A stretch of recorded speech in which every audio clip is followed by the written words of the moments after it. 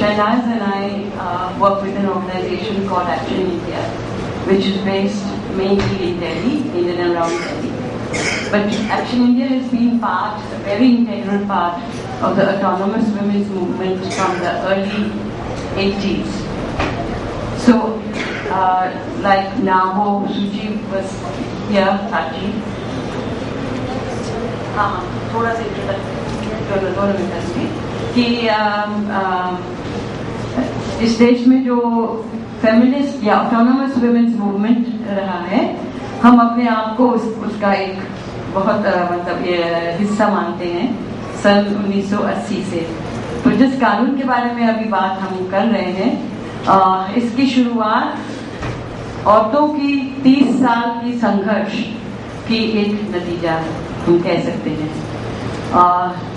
सबसे पहले तो औरतों ने जो चुप्पी तोड़ी है ना, कि और हम सुबह से सुन रहे हैं कि औरतें कितने कमजोर है, मजबूर है, क्यों नहीं कर सकते हैं, कानून क्यों नहीं ले सकते हैं।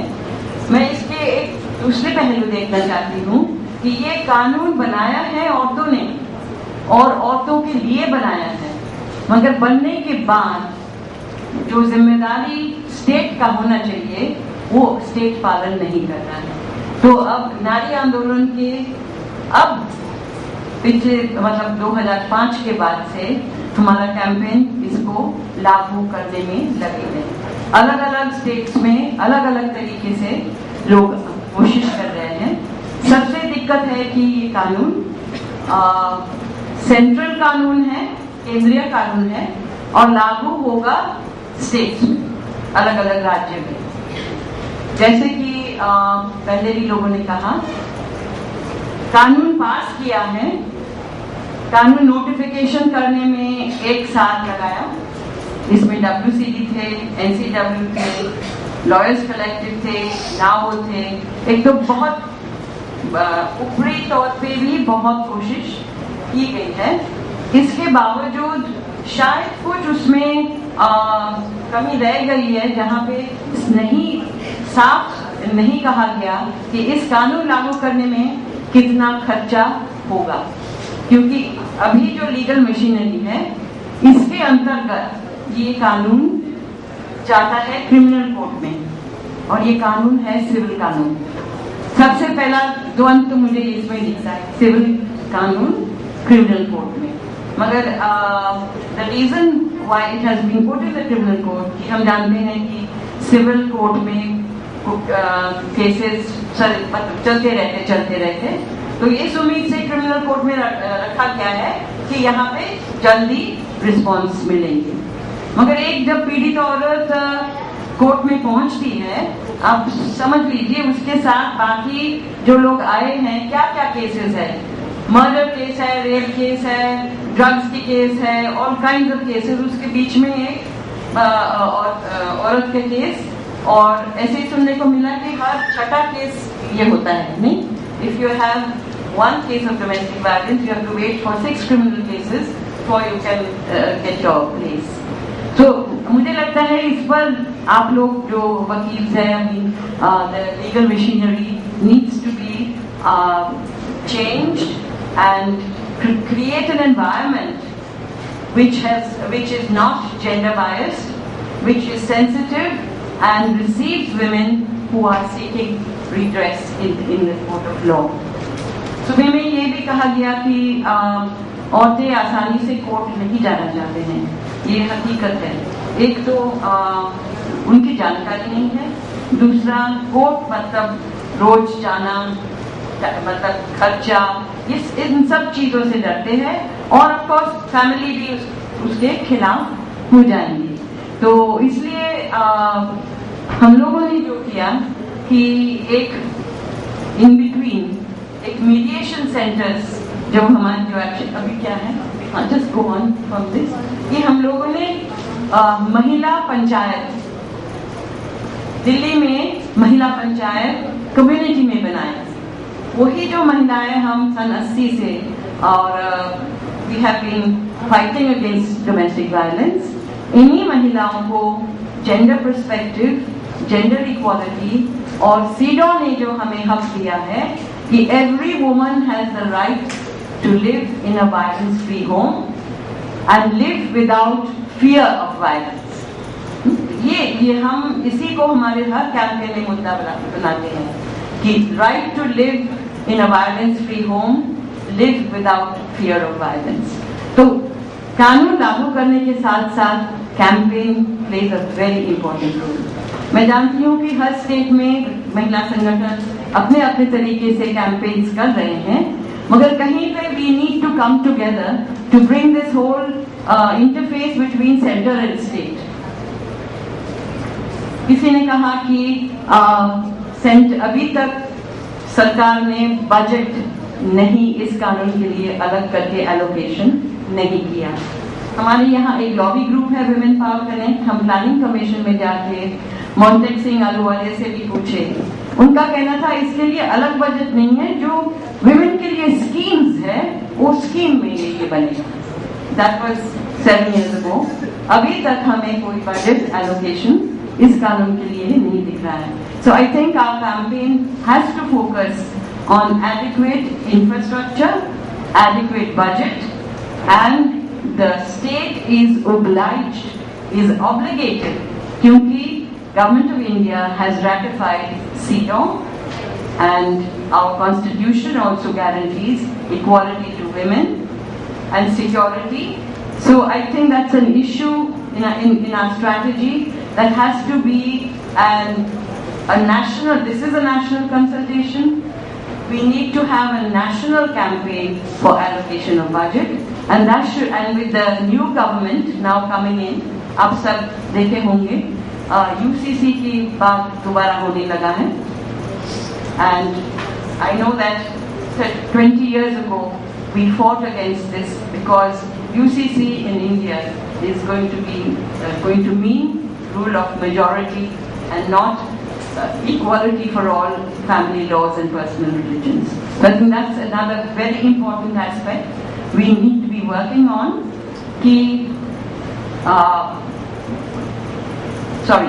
We need to take advantage of the PWDDA because it's a secular law. किसी औरत भी किसी मजहब के इस कानून को अप्रोच कर सकती है. That's the most important thing. Because each family law, each personal law has different rules for divorce and all these things.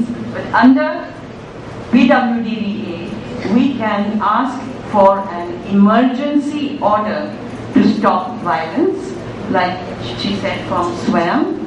The essence of the law, the spirit of the law, is to prevent excessive violence, even death, so that an order to stop violence has been given immediately. I always remember that Indira Jai Singh, when this law was being drafted, many of the lawyers collected, I don't know if any of them are here, says how in her practice 3 women came complaining with severe violence in the family, and within 4 months they were all dead. So therefore this law has a very, very important position in creating safety, security for women, and as women and men, because today I think the big noise in the women's movement also is include men, work with men, particularly younger men, कि उनकी नजरिया बदले. और हम ये भी देख रहे हैं कि younger generation में both men and women want to change the kind of relationships जो हमारी पुरानी मैरिज इंस्टीट्यूशन में जो पेट्रियार्कल स्ट्रक्चर्स था, उसको बदलना बहुत जरूरी है. तो मुझे नहीं लगता खाली एक ही कैंपेन या एक कॉन्फ्रेंस में कुछ बदलने वाला है, but overall across the country जो भी जेंडर इक्वालिटी के लिए काम हो रहा है, उसका एक हिस्सा इस कानून को बनाना बहुत जरूरी है. The spirit of the law कि it is immediate, it's interim, it's an emergency law to save the life of a woman suffering violence. इसके जो 5 रिलीफ्स हैं और अभी तक हम लोगों ने जो कर पाए हैं, थोड़ा आगे बढ़िए.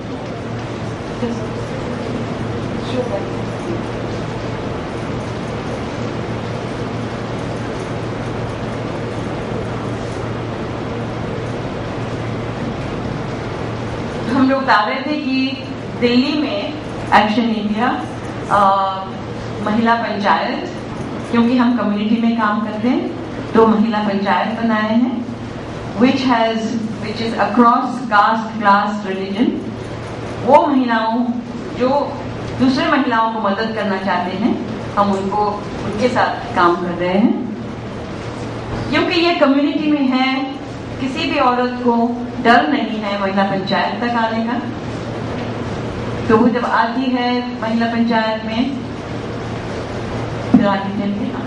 ये पंचायत की बहनें हैं जो मीडिएशन करते हैं, ये उन्हीं की तरह है, तो डर नहीं है यहाँ।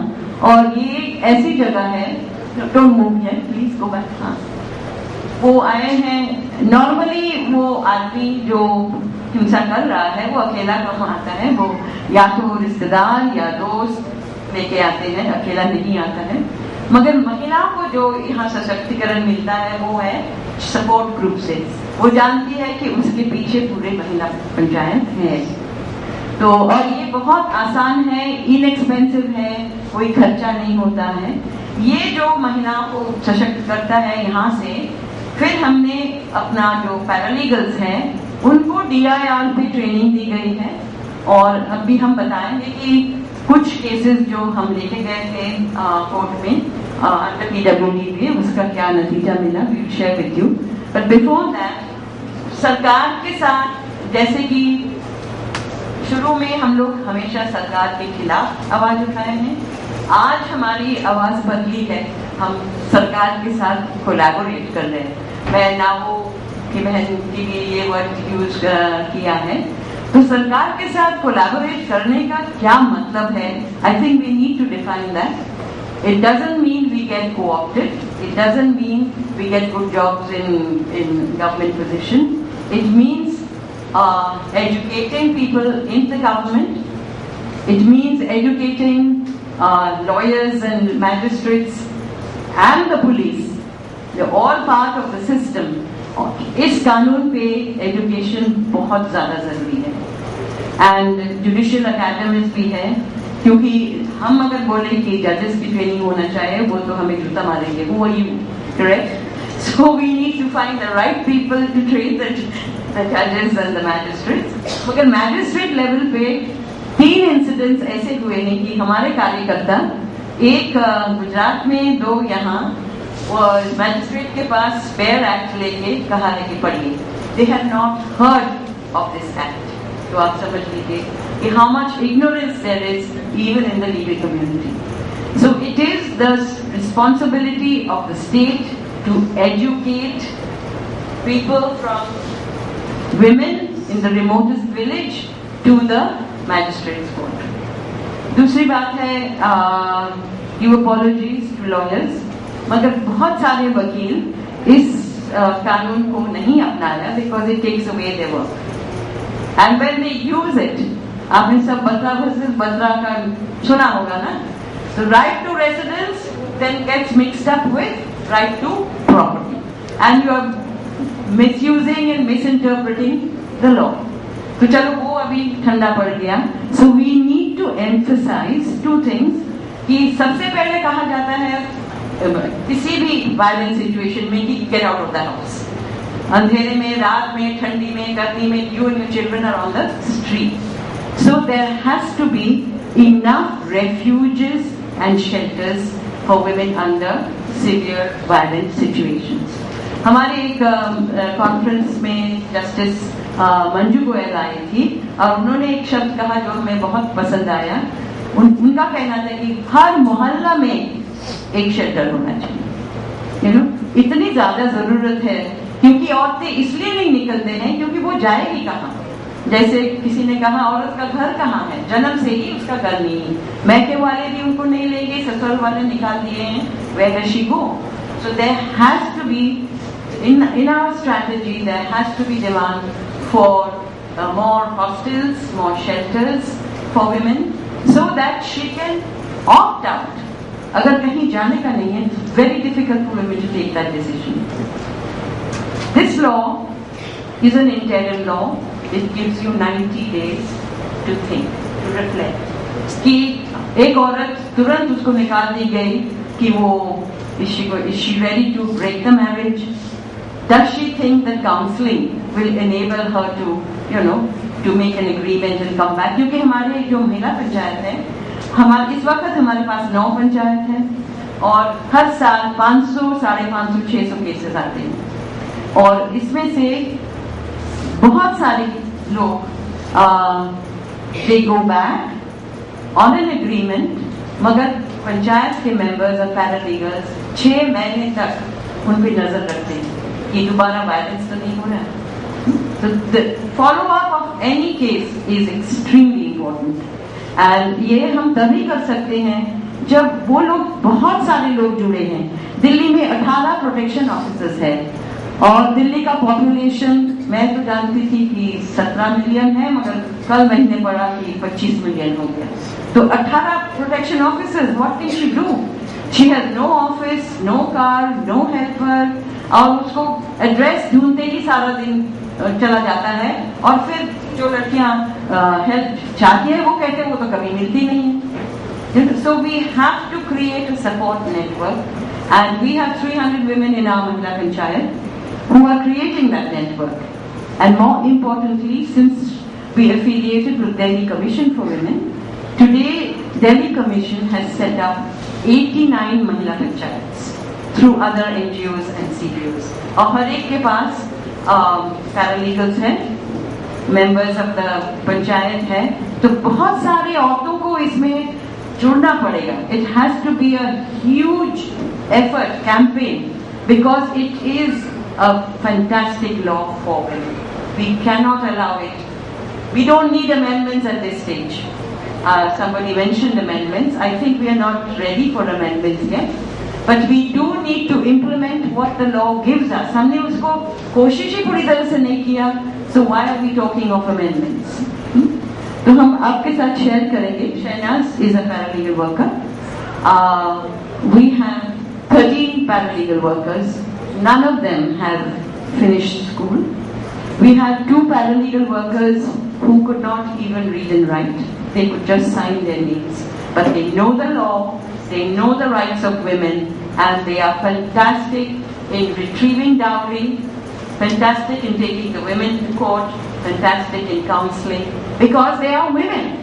So I think really it is a women's mission to live in a violence-free home, which is going to drive this.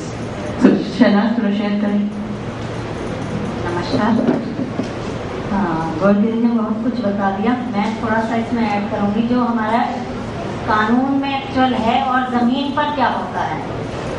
अभी हम जब काम कर रहे हैं 1993 से महिला पंचायत में, और जब 2006 में ये लागू हुआ कानून, उसके बाद से जो हमने अब तक 2013 तक जो केस डाले 142 हमने केस कोर्ट में लेकर गए हैं और उन केस में से सिर्फ 12 केस ऐसे हैं जिनमें 1 दिन से लेके 18 दिन के अंदर अंदर राहत मिली है, वो भी घर में रहने का हक और सुरक्षा का.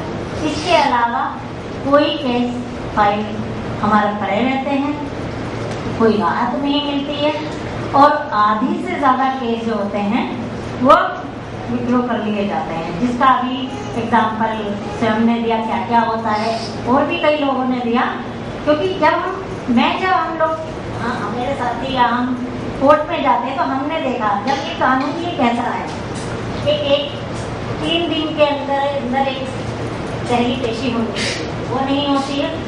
60 दिन के अंदर कोशिश की जाएगी कि ये केस निपटा दिया जाए, लेकिन वो नहीं होता है. इस कानून में पैसा नहीं है. सबसे बड़ी बात होती है कि बिना वकील के और बिना पैसे के ये कानून लड़ा जाएगा. क्या वो जमीन पर उतरा है? हमारे जज, हमारे मजिस्ट्रेट को आदत नहीं है बिना वकील के बात करने की, सुनने की. उन्हें एक पीए चाहिए वकील के रूप में जो मेरे और उनके बीच में बात करे. जब मेरी बात, मुझे समस्या है, मैं आपको डायरेक्ट कह सकती हूँ, हमारी लैंग्वेज एक है, तो क्या बीच में इंसान का आना जरूरी है?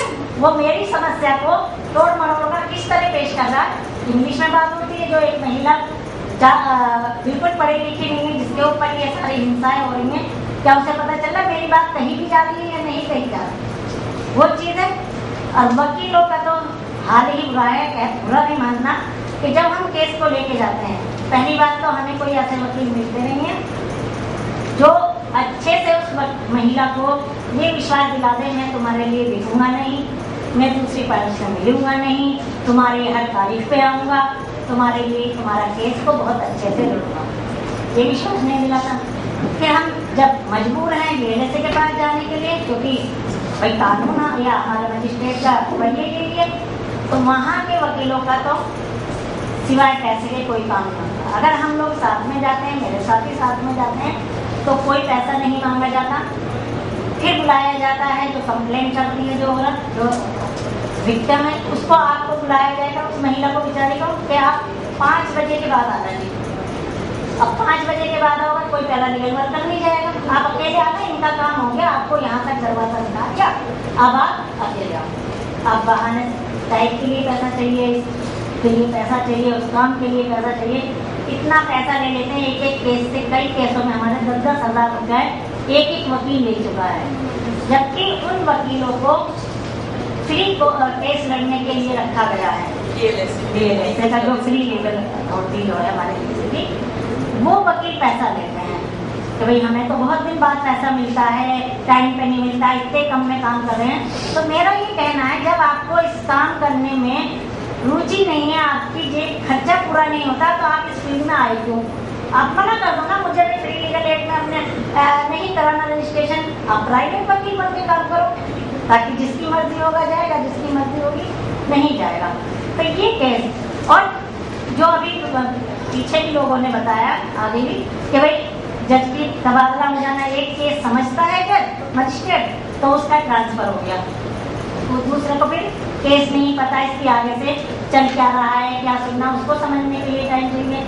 वकील तारीख को नहीं आते हैं, मेरा वकील आ ही नहीं रहा है, विपक्ष का वकील आ रहा है, तो सामने मैं छोटी पड़ रही हूँ, मुझे अपना सब कुछ छोड़ के आना पड़ता है। एक महिला जिसके कहते हैं ना कि जो अभी चौधरी ने बोला कि कोई घर नहीं होता, ये सही बात है। जिस औरत के सर पर छत और पैर के नीचे जमीन नहीं होती, वो बहुत सारे अनचाहे फैसले लेने पर मजबूर होती है और उसी घर में उठ के मरती है। केस वापस लेने का उसका यही एक कारण है कि इतने साल तक इतना खर्चा करेगी कि चाहे अपना काम छोड़ के आएगी वो महिला जो मजदूरी दिहाड़ी करती है। आज महिला ये नहीं है कि वो केस लड़ने के लिए तैयार नहीं है, जैसा आ रहा था कि ठीक है नहीं जाना चाहती, लेकिन आज वो कहती है मैं चौका बर्तन कर लूंगी, लेकिन मैं इस आदमी से निजात पाना चाहती हूँ, लेकिन जो इसने मेरे साथ करा उसकी सजा भी इसको मिले, जो बच्चे हैं उसका खर्चा भी ये दे, वो सब करने के लिए तैयार है, लेकिन हताश हो जाती है।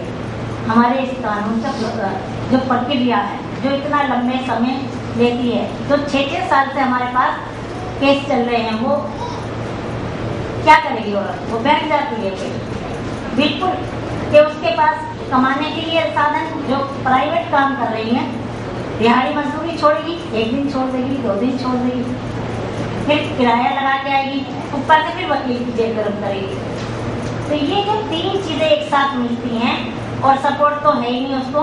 जिस दिन हमारे पास मान लो कोई इमरजेंसी आ गई, आज नहीं आऊँ और कोई नहीं मिला जाने के लिए, जबकि हम ये करके आते हैं कि महिला पंचायत के जो हमारे वॉलंटियर हैं, मेंबर हैं, उनमें से कोई साथ में जाए, लेकिन अंदर जाने पर या वकील के चैम्बर में जाने पर कुछ ना कुछ ऐसा हो जाएगा कि वो वकील उससे पैसे मांगने ही देगा।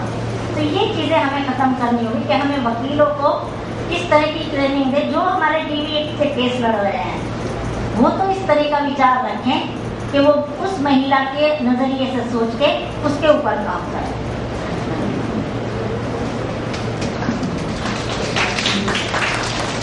Do I have a few more minutes?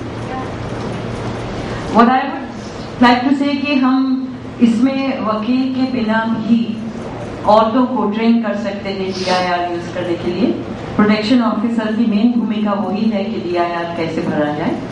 अगर वो from the point the woman comes for help to the protection officer to the magistrate court, वो पाथ अगर हम फैसिलिटेट करें तो मैं समझती हूँ कि इन केसों की सुनाई होने की ज़्यादा संभावना है।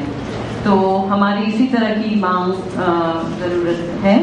And if there are any questions और सजेशंस, या बात होती है ना, अब हम अलग अलग तरीके से सभी काम कर रहे हैं इसके ऊपर, ये अलग अलग लड़ भी रहे हैं, लेकिन आज वक्त वो है कि हमें इतने साल हो गए देखते हुए, अब हमें एक प्लेटफॉर्म पे आना ही पड़ेगा कि हमें एक जगह इकट्ठा होकर इस मुहिम को चलानी पड़ेगी कि इसको लागू करने के लिए हमें क्या क्या कदम उठाने चाहिए, उसको कोई जिम्मेदारी लेनी पड़ेगी। You said that there are 89 Mahila Panchayats in Delhi. Under DCW. We have this crime against women cell, and whatever cases that come to us go to this crime against women. That's under the police. But वहाँ पे महिला को तो वही भेज, और वहाँ पे आपको पता है कितना बुरा कॉम्प्रोमाइज, बस एक ही शब्द जानते हो। और इतना ये जो क्राइम अगेंस्ट वुमेन सेल है, दोनों सेल के नाम से सिर्फ दहेज का केस लगाया है और किसी केस कोई नहीं लगाया। ये तो हम इसके बारे में कुछ कर नहीं सकते, क्योंकि बहुत महिलाओं को तो नानकपुरा ही सीधा भेज दिया जाता है। महिला पंचायत समिति ने तो रेफर कभी किया ही नहीं जाता। तो आई थिंक महिला पंचायत के प्रचार और होना जरूरी, और दिल्ली कमीशन ने एक बहुत मतलब वेरी प्रोग्रेसिव ये लिया है, मगर don't forget that the chairperson sitting in Delhi commission is from a political party, and उनके जो मेंबर्स जो घूमते हैं दे आर नॉट फेमिनिस्ट, सो उसके बीच में हम बैठे हैं, कोशिश कर रहे हैं कि you know how to make it more gender sensitized. So it all depends on who's sitting in Delhi Commission in what time and how they will react. मगर फिर भी काफी cases, they have a rape crisis center, they have a helpline, काफी काम दूसरे state commissions के तुलना में I think Delhi Commission has been doing something. Yeah. We have these Jagruta Samiti at every panchayat level and again at the board level. The thing is, what is good about Kerala is that we are very quick in kind of establishing these institutions, and Jagruta Samiti is something like the Mahila Panchayat which you are suggesting. It's a separate thing. Not Panchayat. No, but it's a Jagruta Samiti which is comprised of women members and things like that of that particular ward and then of that panchayat. But the thing is, this issue about gender sensitization and how to deal with that is the issue what we face. I mean, like when we talk about Kerala, we have high developmental indicators and women are literate and we feel that they'll be able to affirm their own rights. But these issues which you're talking about, we also face, and the thing is, it's a great struggle for us even for them to accept the, you know, we need to use these. Yeah.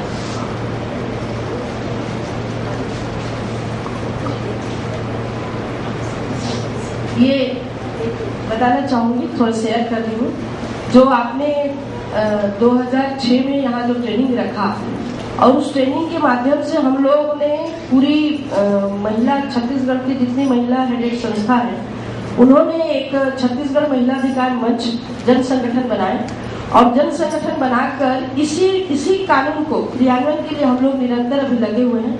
मेरा session है उसमें मैं बताऊंगी. तो उस आधार पे ये 2-3 चीज हम लोग को इम्पैक्ट अच्छा मिला कि एक तो हम लोग PIL किए हैं और PIL के आधार पे सरकार ने ऑफिस को जो मार पड़ रहा है जवाब देना पड़ रहा है. दूसरा हम लोग सेंट्रल होम की जो बात किए हैं उसमें मतलब उन्होंने अभी जवाब मांगा है. तीसरा ये है कि जो आपने कहा कि जो लॉयर हम क्या करते हैं जब ऐसा हमारी दूसरी रणनीति हुआ कि जब प्रोटेक्शन ऑफिसर नहीं है और लोग नहीं है तो हम क्या करें. तो डायरेक्ट हम लोग कुछ लॉयर को बात किए, सेंसिटिव किए और उन लॉयर के साथ मतलब डायरेक्ट फाइट मतलब पुटअप किए. उस आधार पे ये हुआ कि उसके बाद आपके जज ने लिखा कि इसको फिर आप वहाँ ले जाइए. तो जब वहाँ गया तो फिर कोर्ट से गया तो उसको मतलब आना ही पड़ा. प्रोटेक्शन ऑफिसर को तो जवाब देही है ना एक. और दूसरा ये है कि फिर हम लोगों की पहचान बनी. बार बार हम प्रोटेक्शन ऑफिसर के साथ खड़े होते थे. हमारे जो काउंसलर हैं वो बार बार जाके खड़े होते हैं. तो खड़े होते हैं तो बार बार बोलते हैं आपको तो बोले हम लेके आए इस सर्विस प्रोवाइडर के रूप में. तो बोला अच्छा तो आप ऐसा करो एक आपका पहचान पत्र हमें दे दीजिए कि आप लोग मतलब ये काम कर रहे हो तो ये आप मतलब ये हमको दे दीजिए. तो इस तरह से कुछ स्ट्रेटेजी हमको भी अपनाना पड़ेगा, दबाव बनाना पड़ेगा और उसके तहत हम लोगों ने जनजागृति जब सरकार नहीं कर रही है तो हमने सरकार के ऊपर नहीं छोड़ा, हमने कहा कि इसको हम लोग करेंगे। तो बोले कि क्या माध्यम होगा, तो पंचायत होगा, क्या माध्यम होगा, सेल्फ हेल्प ग्रुप होगा, क्या माध्यम होगा, महिला मंडल होगा। हम लोग अपने तरीके से वहाँ किए। तो इस तरह से एक बन सकता है। और जिस आधार पे आपने कहा कि जो केसेस हम लोगों को जो आया, उस आधार पे जैसे हमारे सेम 142 केस सिर्फ बिलासपुर जिला में हम लोग फाइल किए, जिसमें हमको 12 केस का सुनवाई हो चुका है। और दूसरा एक और बहुत अच्छी चैलेंजेस हुआ कि जातिगत पंचायत के लिए, जातिगत पंचायत में जो जेंडर का जो वॉइस है और उसको उस महिला को बोलने नहीं दिया जाता था, तो आज कम से कम वो महिला खड़े होके ये चैलेंज कर सकती है जातिगत पंचायत को कि मैं, आप अल्टरनेट नहीं है, मेरे पास अल्टरनेट और है। जैसे कि आपने कहा कि हम सरकार पर छोड़ नहीं सकते हैं। I think in brief that is the message कि we have to work for this. मैं पुलिस के बारे में बताना भूल गई थी। In short, crimes against women cell, Sudhir Yadav phone पे थे and he invited all the women's groups in Delhi to come train the senior officers. तो वहाँ पे इट वाज अ जोक। हम जब बात करते थे ना, they used to snigger and laugh and they really made a joke of us. मगर ये लोग हमसे ज्यादा होशियार हैं।